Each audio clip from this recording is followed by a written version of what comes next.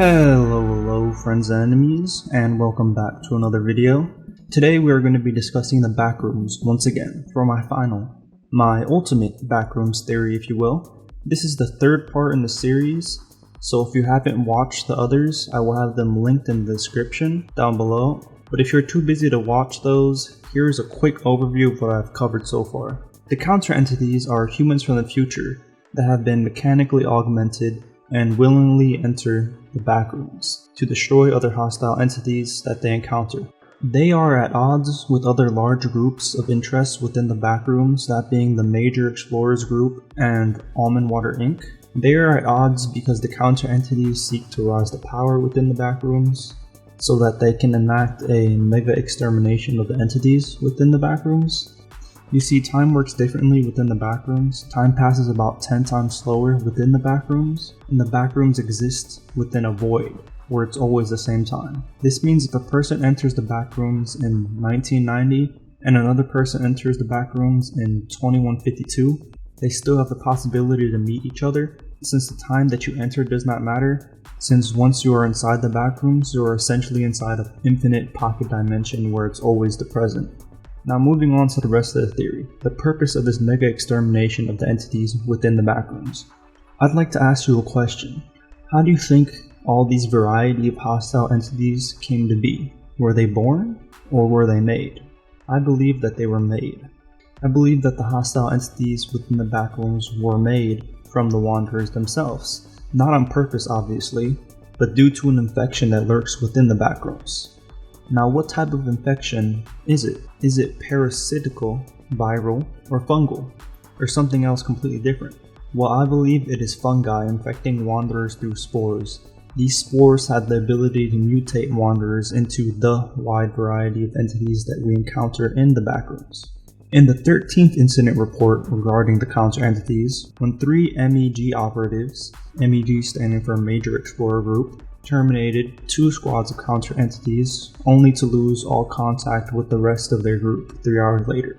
When their bodies were eventually found, they were filled with bullet holes, most likely due to another squad of counter entities arriving to terminate them for being hostile towards the other 2 squads. But along with the bullet holes on their body, there was also fungal growth on the legs of the dead bodies of the MEG operatives. This serves as proof that there is some type of fungus that is being spread around in the Backrooms. These fungi use the remains of Wanderers as fuel to further grow and spread. If it is able to grow enough, I believe that it will result in the creation of more entities. Now, there's a wide variety of entities within the Backrooms. This can be explained by the existence of different strains of this fungal infection. Depending on the different strain that has infected the remains of a Wanderer will dictate what type of entity they turn into. Similar to The Last of Us, a game where zombies were created due to the spread of a mutated strain of the cordyceps fungus, the fungal infection mutates people into different types of zombies. There isn't just one type of zombie in Last of Us, and this is due to these mutations that the fungus causes. This is the same thing that happens in the Backrooms. The fungus that is present in the Backrooms attaches itself to the remains of the Wanderers and mutates it, creating more entities. Now, is it possible that this fungus can infect living Wanderers? In all likelihood, yes. It may just lay dormant until they are dead, similar to The Walking Dead, where once you die, you turn, regardless of whether or not you were bit. Now, back to the counter entities. Them being humans from the future were able to witness how this infection would wreak havoc on the world. They had become mechanically augmented to better protect themselves against infection, as well as to be better capable of destroying the entities that are a byproduct of this infection. Their goal was to save humanity and destroy this infection. I mentioned this before in the first part of this series of theory videos, but the counter entities aren't hostile towards Wanderers unless they are provoked. The counter entities have multiple bases and outposts within the Backroom, and do communicate with the Wanderers and other groups of interest. During Incident 9 on Level 9, where Wanderers discovered the bases of the counter entities and flocked to them, the counter entities were not able to accept most of the refugees into their base, and eventually ended up helping them just establish their own outpost. And this was due to the sheer number of refugees that had shown up at their bases. You see, counter entities seek to destroy this infection and want power to establish infected-free zones. but due to this large influx of wanderers, they would have not been able to check and clear all of them to see if they were infected or not in a efficient manner. That is why they elected to help them set up their own outpost. If the counter entities did not care for humanity, they would have not let any of the refugees in, and they would have just terminated all of them who came nearby. But wanderers are not the only creatures that the counter entities are not hostile towards. The counter entities are also not hostile towards the adult facelings. Now, this is because the adult facelings have retained most of their humanity even after being mutated. They retain their humanoid features and behaviors. They won't attack anyone unless they're provoked to do so, just like a regular person. The facelings are humans who met their tragic fate and ended up becoming infected, but they pose no threat. If the counter entities are able to establish infection-free zones, I believe that they will also set up quarantine zones for these adult facelings to live out their days. Now, this isn't the same case with all the variants of the facelings, like the child facelings and the shadow facelings. The shadow facelings were not able to retain their humanity after infection, and appear to be a shadow, but actually do have a physical form.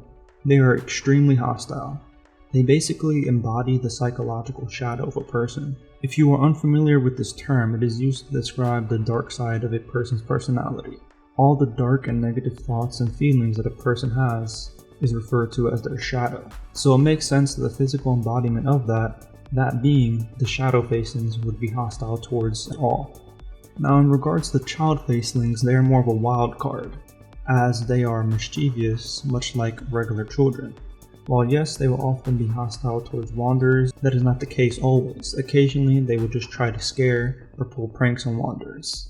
This behavior can be explained due to them being infected with the Backrooms disease. Even in the most passive entities like the facelings, it still must infect them in some way. I'm sure that they feel hunger and the desire to further spread the fungal spores, and that can't be helped. But let me ask you this, what exactly do you suppose that they feed on?